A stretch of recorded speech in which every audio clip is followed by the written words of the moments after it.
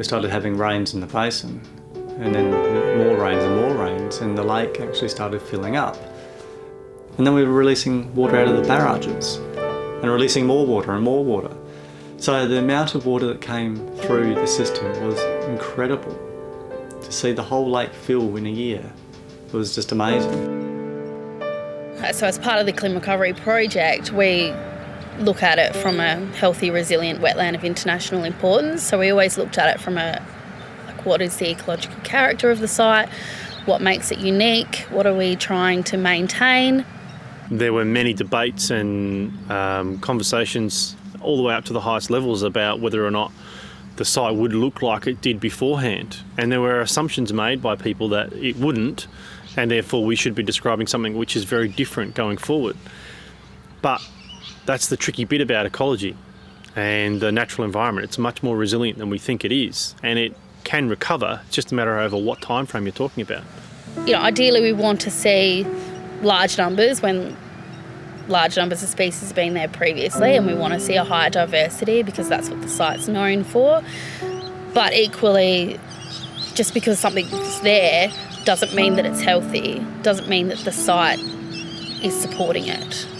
We know that water's the key driver for the site, and we know that the ecology will respond to the water. So we needed to work out with water how fast can things recover. Monitoring and research is really the key way to understand what's happening. We can sit at our desk and model or, make predictions about how the site's going to respond to how things are going, but unless someone's out there on ground doing these activities, we just don't have that understanding. The CLIM project worked with a range of scientists, so Flinders University, Adelaide University, CSIRO, SARDI Aquatic Sciences. We identified key areas of monitoring activities. So we were looking at monitoring the responses of things like the fish, the birds, the rupia, aquatic vegetation, water quality. Primarily it was targeted as a collaborative approach where rather than the department talking to an individual researcher and just picking them off one by one, actually trying to get them all in the room at the end of the year and having a discussion about what we had collected information on. There was always this annual review process of what we had done, what we needed to do, and what we actually implemented that evolved through the program. We were starting to see species expand their distributions. We were seeing higher diversity, higher abundance. We were also seeing things that resemble a more functioning wetland. We were seeing things breeding and feeding, and we were picking up food availability, a diversity of habitats. So we were picking up a more positive picture, recognising that some things were taking longer to respond to the water than others, and even still today, things haven't completely returned. In that 5 to 8 year period of no flows, you'd changed so much of the system to the point that it wasn't going to come back quickly. And I guess from 2010-11 onwards, it's been looking at the recovery.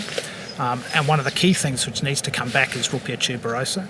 And as a consequence, after 3 or 4 years of seeing it had virtually no seed bank and having virtually no chance of recovering quickly, the government decided that maybe translocating some material off some of the ephemeral wetlands into parts like Policeman's Point might be a way of actually facilitating the speed of that recovery.